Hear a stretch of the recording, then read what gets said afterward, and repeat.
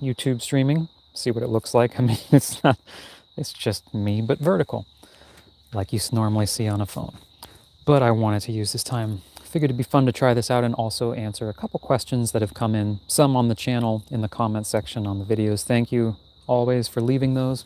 Thanks for engaging with me, as well as some questions, comments that have just come up during this process on live calls or wherever they may have come up in conversations here. Also to let you know, this weekend, Saturday, Sunday, Monday, I'm doing 3 live calls, group tapping, group processing. Link is in the description there. So let's jump into it. So this first one about anger here. So what to do, Evan, in anger, I hurt others and parents a lot. And that creates more chaos and bad wishes and curses. How to handle that. So how to handle the emotional anger because it's creating all these, negative responses, actual behaviors. And the context of the video is the one that I'm calling release resistance, not emotions. So rather than trying to get rid of an emotion like anger, and that's a really common one people try to quote unquote release. Okay, I'm going to do a process to release anger, which means I want to get rid of the anger, not feel it, which doesn't work. It's just suppressing, right? But that's how we tend to think of releasing. So when you think about releasing the resistance to an emotion, that's when it can actually start to be felt, which is the process. And that is how things move through the system.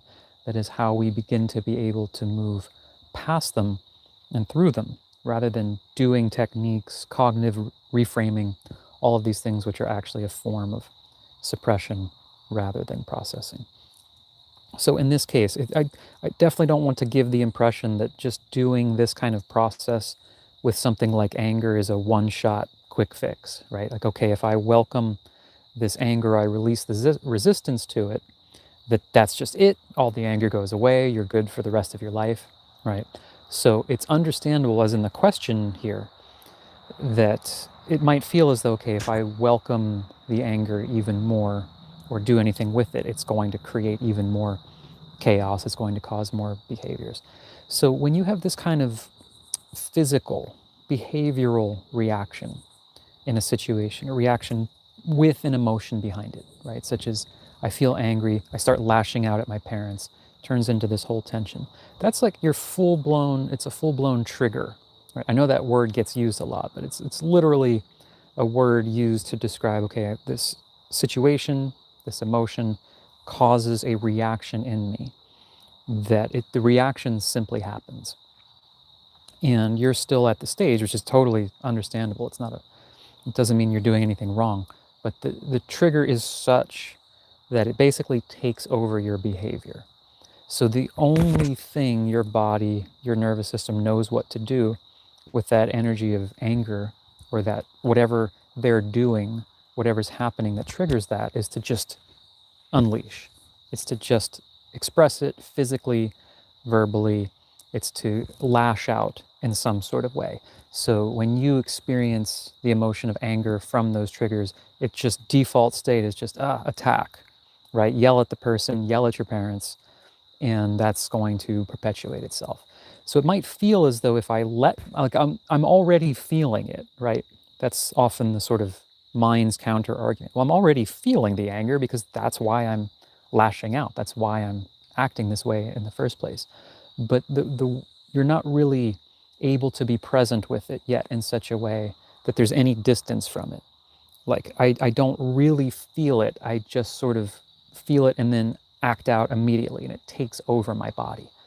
When you practice doing this in safer spaces, right? Not waiting until you're actually in the moment of, like, I'm in a full-blown trigger response, or someone is yelling at me, or my mom says that thing that makes me go into this state. That's not like the time to practice, so to speak. Later it will be, right? But your system is already at the point where receiving that stimulus, receiving those comments from your mom, whatever it is, just sets you into that behavior right away. So it's kind of like your practice is outside of that. When you're with yourself, when you're doing tapping. I have one, not allowed to feel anger. I have 1 or 2 around anger.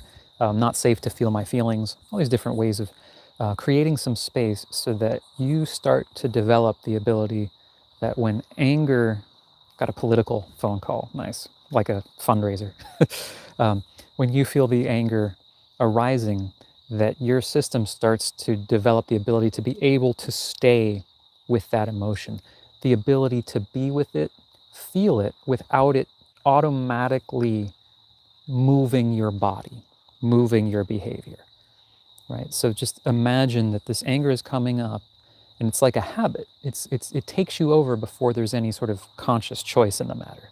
It's simply, I feel the emotion, boom, my body is yelling before I even know about it. So when you practice these sort of steps of like, there's that video series here called The Fundamentals as well. Okay, I'm in a place where I'm alone. This is like, I'm taking some time to actually be present with this. Let me invite a memory of that time I may have been triggered, or some situation, something my parents say that really sets me off. Do some tapping while you're doing this, right? It's things to kind of help regulate you and slow down the process. Start to feel that anger actually moving through you, and you'll probably feel how it simply kind of hijacks your body in a way. Not like it's a bad thing, but it's just how it responds. And you'll begin to become more conscious of that process, so you can actually see, oh, this is what the mechanism is. This is the whole instantaneous trigger response, like that happens in the blink of an eye. This is me seeing it in real time.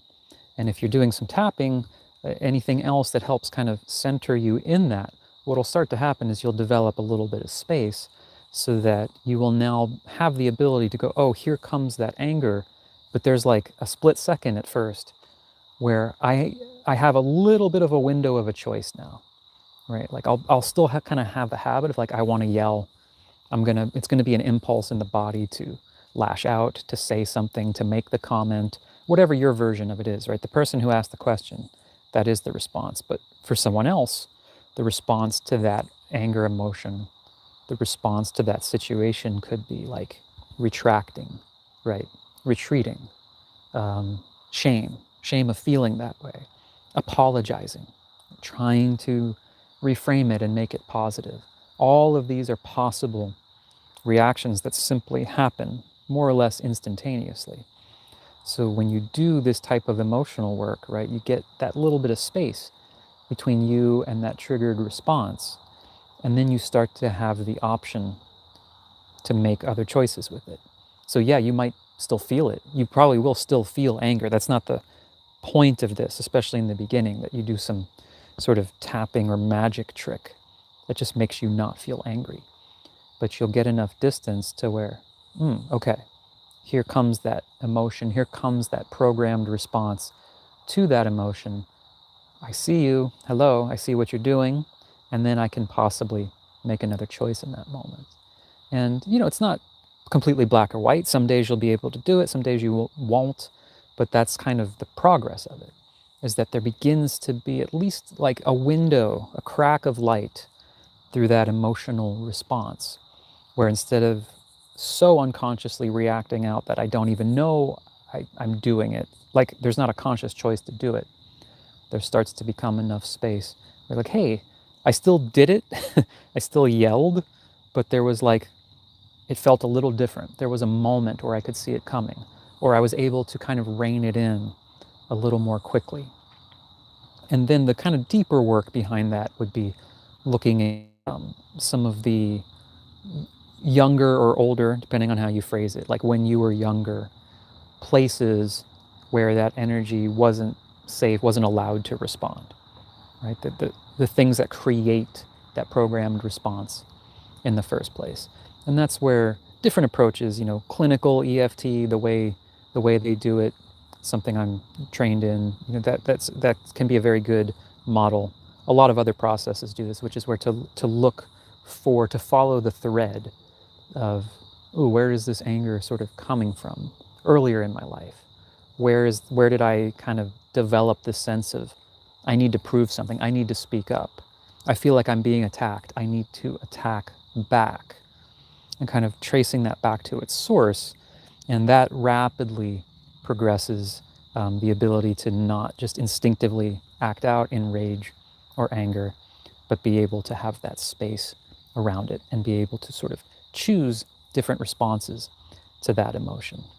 So yeah, that's how I would think about that. The second part, the going deeper into like the past, exploring, that's harder to do on your own, especially if you're fairly new to this. That's easier to do in a group context or with a facilitator one-on-one who can let you just stay in that space of asking the question of like, hey, what does this remind me of? What were some of the early experiences in my life where I may have felt this rage or this anger that now is still in the body, that still reacts to mom and dad when they say those things and just kind of instinctively lashes out and causes this chaos. So the good news, step one, you're already aware that this is happening. You've already become familiar with, okay, this pattern exists. So now it's that matter of practicing, becoming more conscious of it, welcoming that emotion when you're not in the heat of the actual interaction, but slowing it down, seeing the tape play, beginning to get that space and have a different emotional response. I do see there's some people here, so if anybody has any particular questions, comments you want to ask about, I'm responding to some questions that have come in, questions and comments that have come in on the comment section here on some of the videos, but always love doing them live as well. And this weekend, there's a link in the description, 3 days of group calls, group tapping, free if you'd like to join there. So I'm just looking at the screen here. There was another one, really nice comment, and really spoke to this whole, like, in the state of constant self-fixing, right? And that is the theme of this weekend with these group calls. But yeah, something that, okay, I've always been told by other people in the spiritual community that I need to work on myself, work on myself, work on myself until I'm healed, whole, and ready enough. I need to develop myself more, be more than I am, to be loved and acceptable. So that's a really, really common, it can be subtle, can be overt, space that we get into when we get into doing this work, right? The implication is like, I'm going to do this work on myself, I'm going to do this emotional work, then I'm going to arrive at a place where I now get to receive the rewards. And almost everything is sold that way. I mean, it's almost impossible not to. And it's not inherently wrong to say, because I mean, what am I doing here to some extent? I'm saying, here's EFT tappings, here's different group things, here's chances to process stuff together. Of course, the implication is there's going to be some sort of positive result. Otherwise, why would we do this? But there's a real big difference between this has benefits and this can help you kind of process through things that are activating the system and perpetuating feelings of self-doubt and lacking self-trust and feeling unworthy, versus like, hey, do this long enough, do enough of the work, and then you're going to get to this place one day. You're going to be healed. And when you're healed, whatever that means, now you get the rewards. So now money comes to you effortlessly. Now the universe is rewarding you. And it's really hard not to see it through that perspective, because, to be frank, that is the actual perspective that it's often talked about. It's dressed up in prettier language, but we're basically saying, get to a place even of self-love, like once you're doing it right, then reality is supposed to change in some sort of way. And it gets a little sticky there, right? Because it's not to say that when you have internal shifts, that doesn't shift results, but it's not a reward. There's not some being called the universe, in my belief system at least, that goes, oh, congratulations, you have healed enough. Here is your soulmate, right? That's often the lens and the way it gets sort of intrinsically interpreted. So these, some of these communities and spiritual and emotional workplaces, they almost get like a David Goggins, if you know who that is, just hardcore extreme athlete. This sense of like, we're doing the work. We're working. I'm gonna heal, do more healing work than anyone, right? I'm the ultimate overachiever in my healing. And it's just, modern day capitalism, winner take all, who's the best, who's the hardest working, who's grinding the hardest. You win at healing. Congratulations. Right? This is so toxic and it's so constant. And I really like the way this comment kind of say, I'm just so tired of it. I like this part. I want to heal for my own happiness, not to prove to the world and universe that, hey, I'm in a healed and ready enough state. It never feels like I'm enough, and it won't. It can't, because the whole paradigm is like I am sort of chasing something in order to be deemed ready and worthy enough. That's not what emotional work has to be. That's not what inner work has to be. It's also not a bypassy, like, oh, so everything is just perfect, I have no issues, right? It's all a projection, it's all an illusion, so therefore I just don't do anything.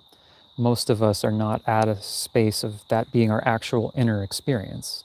That can be a teaching that gets kind of latched onto. So it's a bit of a sweet spot, right? It's like, what do I do with the emotions, the experiences that arise within me? How do I relate to them, right? Do I allow them? Do I welcome them? Do I say, here's anger. Interesting. Yeah, there's anger again. What is this anger? What is it telling me? What is it communicating? What am I feeling in my body? How long has this been here? What's actually going on here? Right? That's a curiosity about what's going on under the hood. You're not making it wrong. It's very different than, here's anger. Oh, here's anger again. I'm doing it wrong again. Right? Give me the tapping to get rid of anger, because anger is low vibration. We need to be in high vibration to get the stuff we want. So how do I get out of this anger? Very, very, very different, right? In essence, they are both, to some extent, they're like introspective, right? They involve looking at ourselves, looking at what we're feeling, maybe even feeling what we're feeling, but where it's coming from, right? The paradigm. Good emotions good, bad emotions bad. Get rid of the bad ones, feel more good ones, feel them enough, I get the reward. My body heals, I get the money, all this stuff. And how could you not be in a state of like, I need to fix myself? It's inherently self-fixing, right? Just slow it down for a second and just watch it happen, right? Here comes anger, here comes sadness, here comes shame. Mind comes in, well, let's say brain comes in, says, oh, those are bad. Anger is low vibration, which is something you were taught, right? It's just an experience. And I need to get rid of it. If I get rid of it, good things will happen. That's all sort of cognitive, right? It's all based in, there's a problem here, I need to change it. Now, of course, like being enraged doesn't, it's not what you want. It doesn't generally feel good, although it can feel good if you're previously in apathy. But the idea is, oh, here it comes, right? I welcome this. I'm allowed to feel this. I need to feel this. What choice do I have? It's already here, right? The choice is to allow it, let it move through me, be curious, release, meaning I release my grip on the emotion.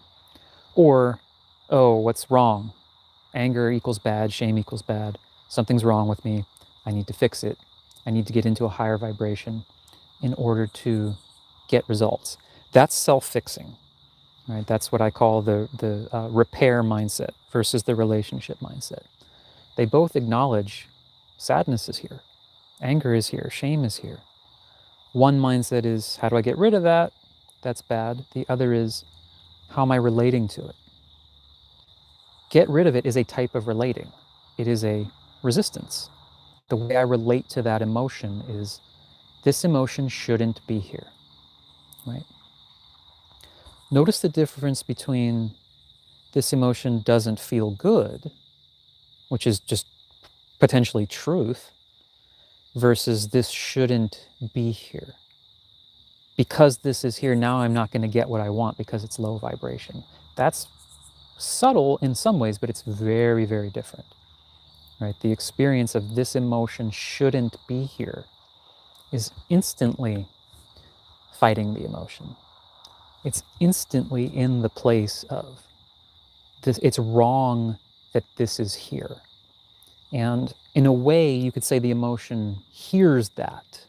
The body feels that. The body feels, oh, we're being judged, that this energy is coming up, right? Anger is arising, which is a natural process, and something else goes, that's not supposed to be here, right? And just imagine that in any other like functioning system, right? In your house or something, like, I don't know, the heat, there's some kind of molecules that come together to create the heater in your house and go, that's not supposed to be here. It's like, it's just gonna cause chaos, right? Whatever's part of the system is part of the system. It's part of the process. So if shame is coming up as a means to be felt, as a means to get to what's going on under the hood, and there's a judgment like, this isn't supposed to be here, now you're like contorting yourself like a pretzel. And that's what we do. And a lot of our techniques like encourage it. They reinforce it further. Because like, here's how to get rid of that shame. And it's like, well, now I'm fighting it even harder.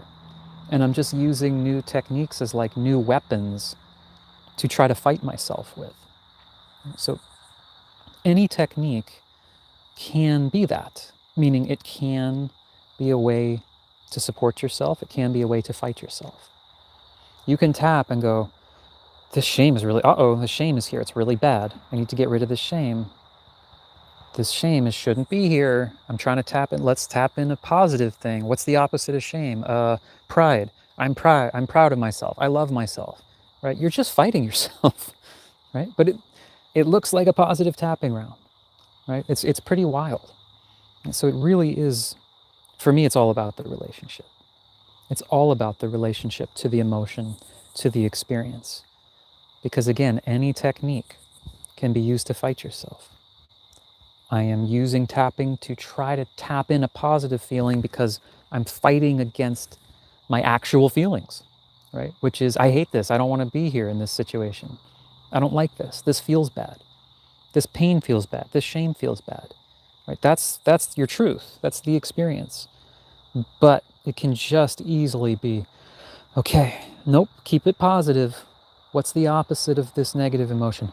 Choose a more positive emotion, right? It's fighting yourself. There's no other way to say it. There's a place and time for that, to be able to use your mind to go in another direction, to look for a more positive outcome. That's not inherently wrong, right? There's immense power in that. But as feelings are coming up, not allowed to feel those are bad and wrong. Now I need to like use my mind to try to look elsewhere. I don't know how that's not suppression. I don't know what else to call it. It's a denial of what's coming up. If you're sitting there choosing like rage, like if it's a fully conscious process, then I guess, yeah, just don't do that, right? If you're in a totally free state emotionally, you have worked through whatever triggers are there, and as an empty slate, you're just going, I choose to feel murderous rage. Okay, so let's not do that, right? I would vote, let's choose like peace and bliss. But that's not how most of us are living. We're not in this blank slate. The emotion that you don't like is arising because it's either unprocessed or something is triggering it because that trigger isn't processed. So I would think the most useful thing is to become curious about the emotion. Say, what's going on here? You're not allowed to be here because you don't decide that. It's already here, right? So that's me just continuing on the thread of that comment. Thank you for leaving that comment. Thank you for the first question. I kind of tried to keep them together on that theme of anger and self-fixing. Leave any questions on any videos. I love to go live and do this. Join me this weekend if you want. Saturday, Sunday, Monday. Link is in the description here. 3 days of live tapping. It's free. Working through really a lot of tapping through a lot of this self-fixing idea. So hope it helps. Thanks for watching. Thanks for the thumbs up here. I can see those. Very much appreciate them. It's getting dark out, so I've probably talked enough. Have a great night.